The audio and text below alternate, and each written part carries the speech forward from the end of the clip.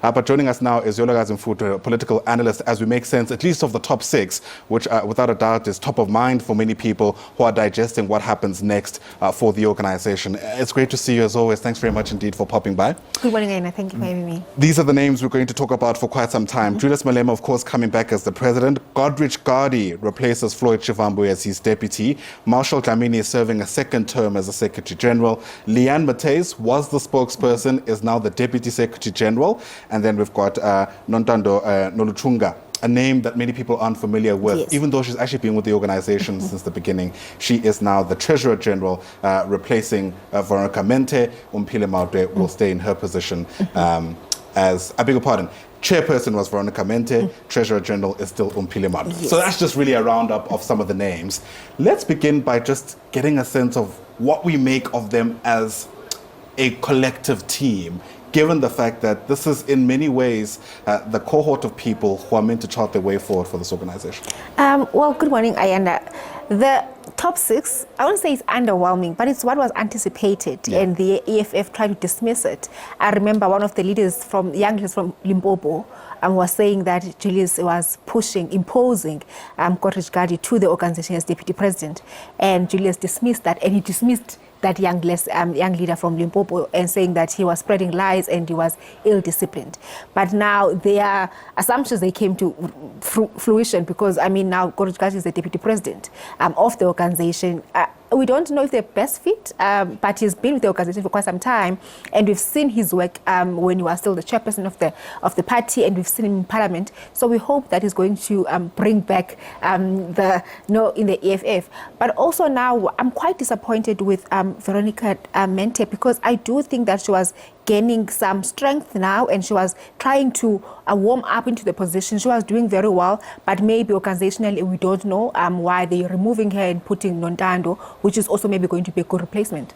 Yeah, and you speak about how in many ways this list was doing the rounds way before the names were finally announced, and you juxtapose that with the fact that all of them were uncontested. Yes. It's obviously going to raise questions about the extent to which this was a hand-picked group of people versus the outcome of a democratic process within the EFF. And I need to hasten to add that we can't really fault the process. We all watched it. It was open yesterday. There was a call for nominations. These people were nominated. They had the threshold to have that nomination succeed, and ultimately they weren't contested. But at the level of optics, there are always going to be questions. Yes, definitely. They were not contested based on like a normal contestation where you meet the threshold. But particularly, there was a young lady who rose up and nominated herself. I love that young lady for the bravery.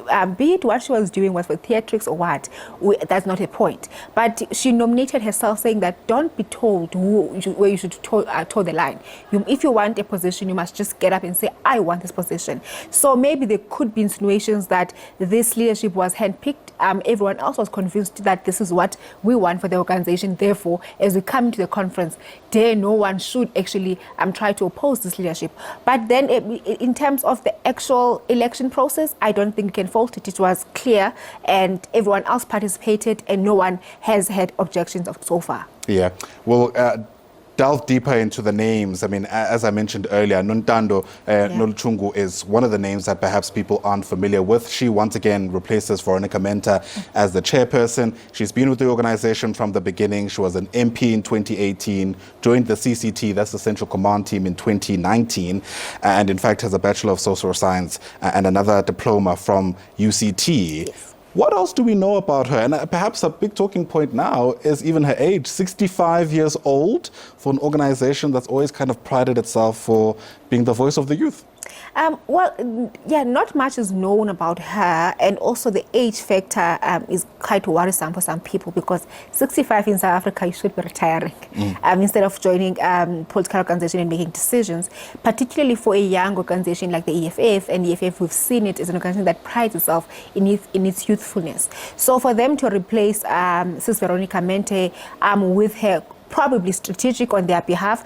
But on a layman's perspective, when you're just looking at it, you're like, why would you replace a person who was vibrant with a person who's old? But maybe in terms of the organization itself, she's a strategic person to have as a chairperson of the organization, considering where EFF finds itself right now. I do not think they have the capacity for them to make such mistakes now. If they're making a mistake, it's going to be costing for them because they're going to the 2026 elections come 2026. So I don't think they should be making mistakes right now. If this decision was not well thought, then they should pivot going forward. Yeah, you certainly get the sense that perhaps the idea here is to get a whole lot more of a steady hand behind the EFF. Julius Malema, of course, there's continuity there.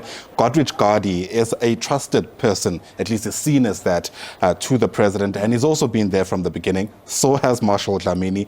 Leanne Matthys has a history going back a couple of years, and as I mentioned, Nontando Noluchungo as well. So you get the sense that perhaps this is a back-to-basics team, right? Let's go back to where we started, have a solid footing, have people who are seen as mature in the organization. Perhaps that's the solution to the turbulence we've seen. Yes, probably that's the solution. And maybe going back to basics, also Malema spoke a lot about trust. You can't trust people now.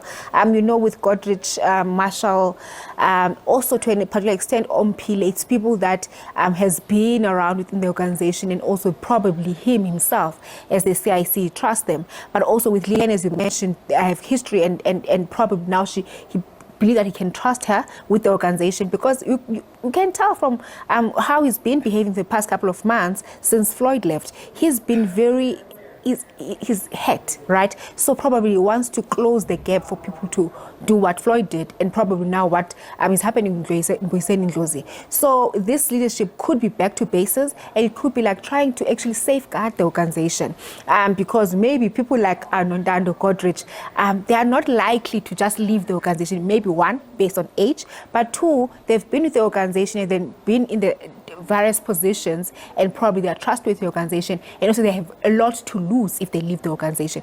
I don't know. We are speculating that this leadership is to be trusted to actually steer the EFF forward. Sure. You and I will get an opportunity to speak about the conference generally speaking, but very quickly, do you expect any big changes once resolutions are adopted at the end of today?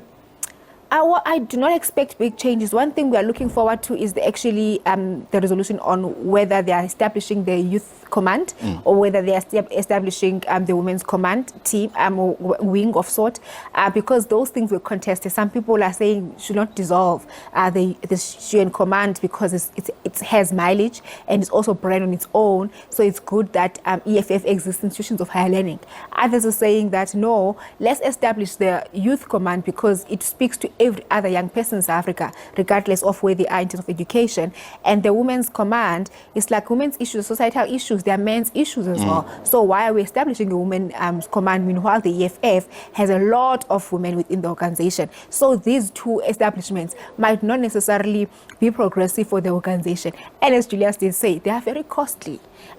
So having to maintain such organizations, whereas the motherboard as the EFF has to actually push them, because sometimes they can't function on their own. They have their own disputes. There's their own power struggles and a lot of money issues there. So they probably will have resolved that. Let's just stick to EFF as it is. Maybe just establish the youth command to actually attend to grievances of all South Africans, regardless of where they are in society. Yeah, without a doubt. In fact, the words he used is that the student command can't even carry itself. Exactly. It's been carried by the EFF. So I suppose there's plenty to take from that. You guys in Futo, you're not going anywhere. You and I have a whole day ahead, and we'll be stationed here throughout the course of the day into the afternoon to get you a sense, of course, of how things unfold. You guys in Futo is a political analyst. And the EFF has always kind of branded itself as running a military-style operation. And tell you what, over the past couple of days, that's really come to the fore. You cannot fault the process from the moment we walked in here on Friday, and it seems that's going to be sustained throughout the course of the rest of the day. In fact, the leadership really boasting a no-incident conference. At least so far, we don't get an indication that that is likely to change. But for now, Nko, it's back to you in our Auckland Park studios. Right, Ayanda Nyati tracking developments there. Thanks very much indeed.